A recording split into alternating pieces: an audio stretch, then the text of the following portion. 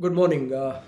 Last night in America, in the game in Cincinnati between the Buffalo Bills and the Cincinnati Bengals, a young footballer has collapsed and is right now in a critical condition. He is suffering from anoxic encephalopathy, which means that when he collapsed, his heart stopped beating, and because the heart stopped beating, the blood supply to the brain was compromised, and because the blood supply to the brain was compromised, there was no oxygen, and the heart and the brain got damaged as a result. What actually happened was that this young man, Damar Hamlin, who plays for the Buffalo Bills, was rammed by the opposite team member, and he was struck on his chest with great force. Hamlin fell down, got up immediately, but then very soon collapsed on the pitch. He had to be resuscitated. There was possibly, I'm sure he probably received a shock with a defibrillator machine, which means that he had developed ventricular fibrillation. Now, many people, many doctors, especially all over the world, will start commenting on this incident, which is making waves in the US and in the medical world. And the cause could be reasoned as being a vaccine injury. I, however, beg to differ.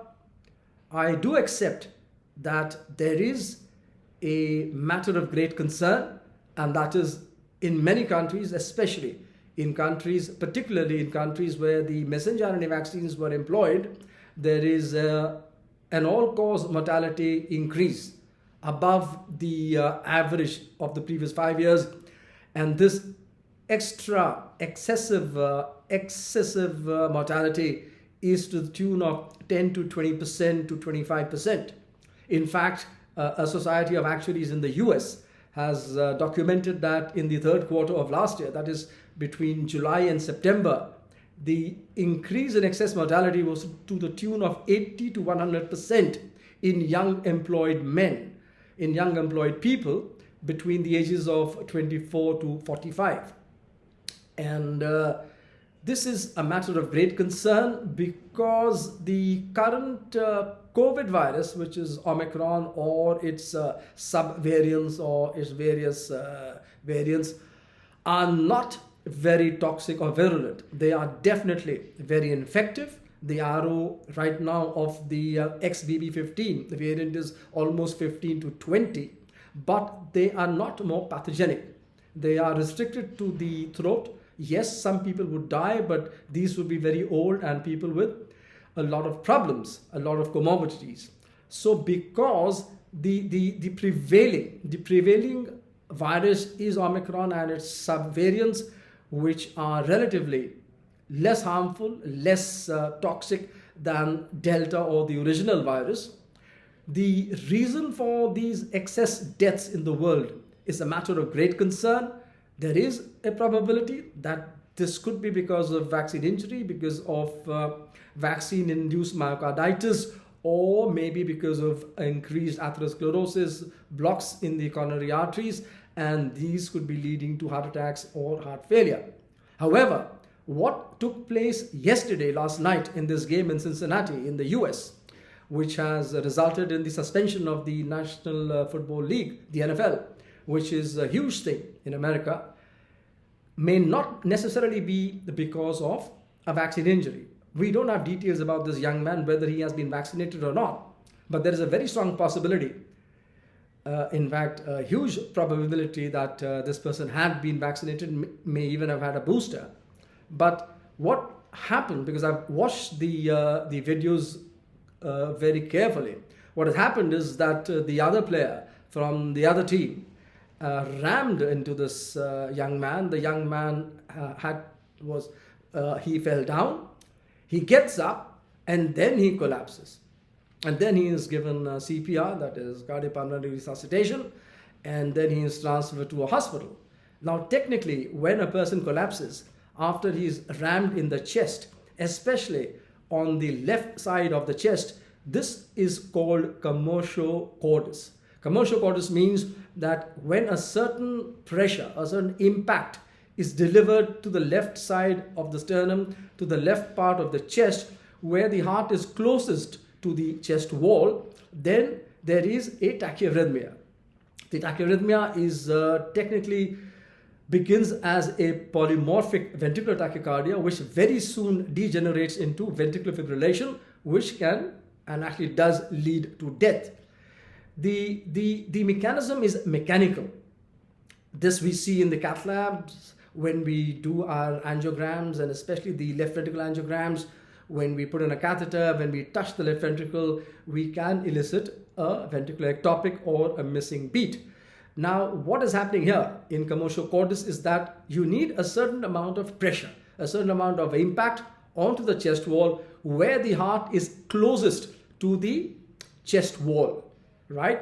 There are parts in the chest where the heart is enclosed by the lungs, but there is an area which is to the left of the sternum where the heart is closest to the chest wall, and therefore a certain impact can spark this ventricular arrhythmia, which is then degenerates into ventricular fibrillation, and if a shock is not delivered in time, the person can die.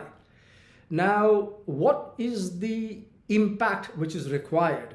Now, there have been experiments in animals, especially in swines or pigs, wherein it has been seen that the impact should be more than 200 millimeters of mercury, around 300 to 500 millimeters of mercury. And if it is more than that, there is an impact, but there can also be damage to the heart. Now, I must explain this to you, that commotio cordis means that there is a ventricular arrhythmia, there is ventricular fibrillation because of a certain impact onto the heart, and here there is no structural damage to the heart. This is very important to keep in mind. This is not a contusion. This is simply a physical impact which sparks a missing beat or a ventricular ectopic at a certain point in the heart's cycle, in the cardiac cycle, and they have measured this time. This timing should be about 25 to 30 milliseconds before the peak of the T wave. So we have a time when the heart is dilating, when the heart is repolarizing, when the heart at this point in this brief interval is very vulnerable to developing a polymorphic ventricular tachycardia or a ventricular fibrillation. So this is well known. And the other thing here is that this is seen more in young people. The average age in which this occurs is around 15 years, not in people older than that. It is seen less frequently in people above the age of 20 years. The reason is simple. In young people, the heart bones, or not the heart bones, but the bones in the chest, in your sternum and the ribs are less well developed. So therefore, the heart is more vulnerable. The encasing of the heart, the chest wall, is weaker in a younger person than in a fully developed adult, that is in a person more than 20 years. Now I have told you about the impact measurement, that is in millimeters of mercury. They also have found out that you need a certain speed at which this impact is delivered. So they found out that the speed should be around 30 miles per hour to 50 miles per hour. If the speed is more than 50 miles per hour of an object which hits the chest wall, then you produce a contusion of the heart, which again can be dangerous, which can again cause a lot of problems. It can damage the valves, it can damage the casing of the heart, which is the pericardium, it can cause laceration of the heart, and of course arrhythmias. But we are talking of an impact which is less, which is at a speed less than 50 miles per hour, but around 30 to 40 miles per hour. If the speed is less than 20 miles per hour, once again, there is a little impact, there is a little, the chances of developing arrhythmia are more or less zero.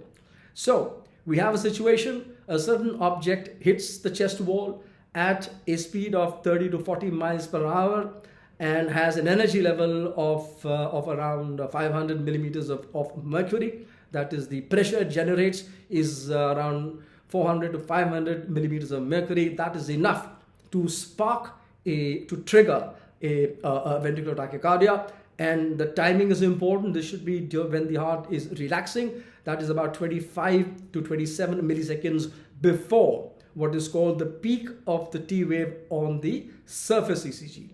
Now, what is the prevalence of this situation, of this condition, that is commotion cordis? This could be about 10 to 15 per year. Remember, this is seen more in young people.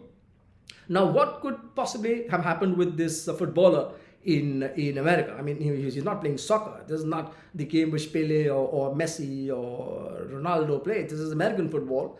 And this man is 24 years old, sadly right now in coma, in a hospital in America.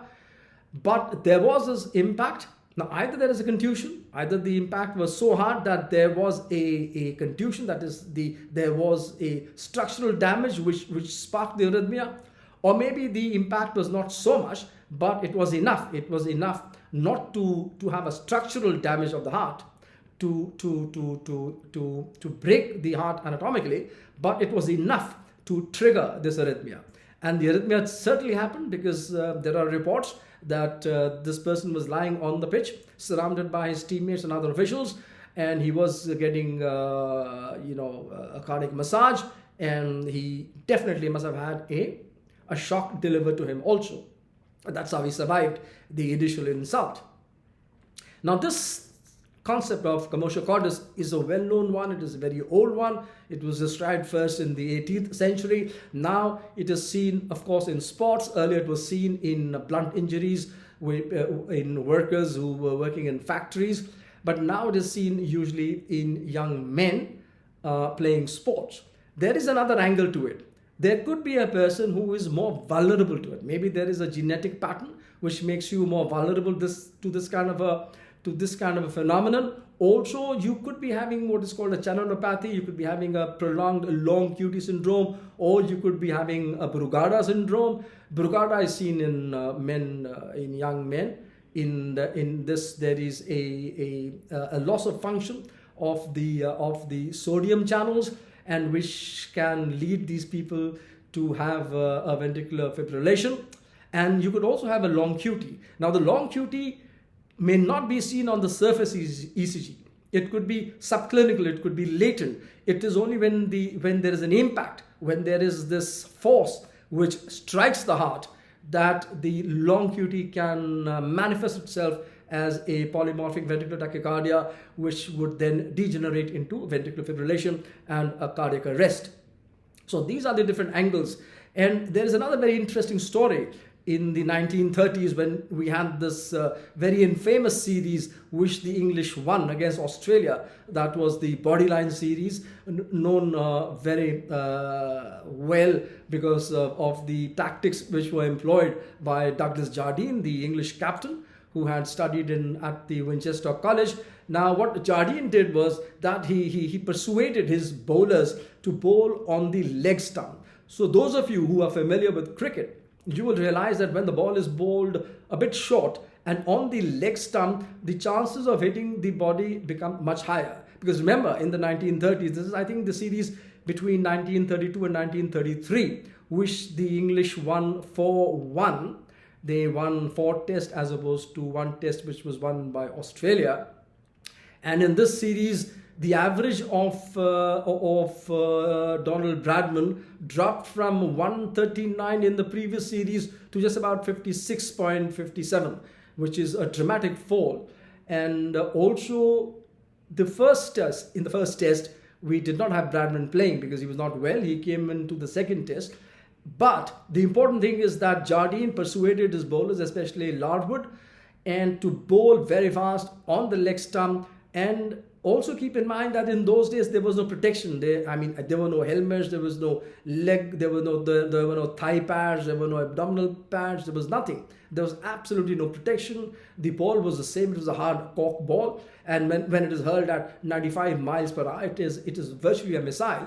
And there was a serious problem. I think there was an Australian batsman called Oldfield who was struck on the head and had a skull fracture.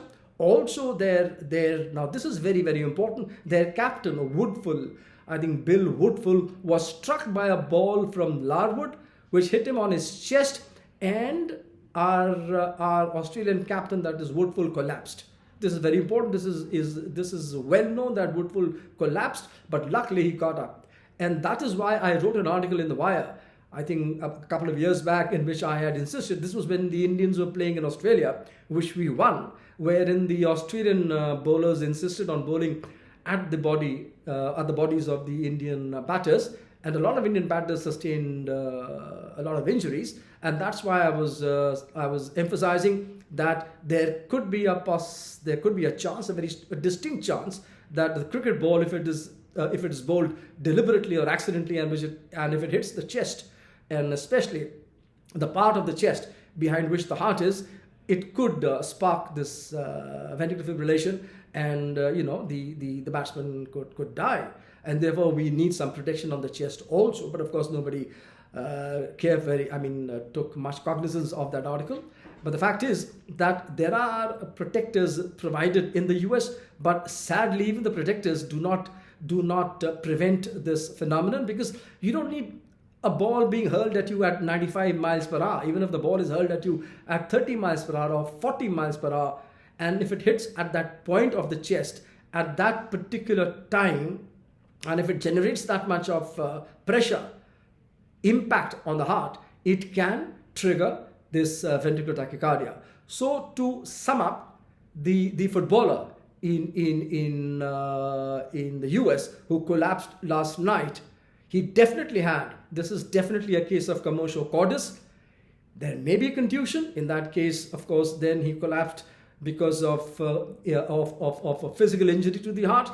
But the fact remains that this young man of 24 years, definitely had ventricular tachycardia, which degenerated into ventricular fibrillation. Luckily, somebody has given him a shock, and so far he's alive.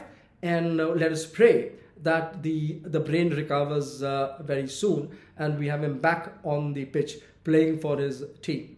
So thank you very much for listening. And I must emphasize once again that I am not saying that this is definitely not a case of vaccine injury. What I'm trying to say is that on the face of it, logically and scientifically, this is a classic case of commotio cordis. I would urge you to watch the videos on YouTube. There are multiple videos now of this accident taking place, of this boy getting hit on the chest. Thank you very much.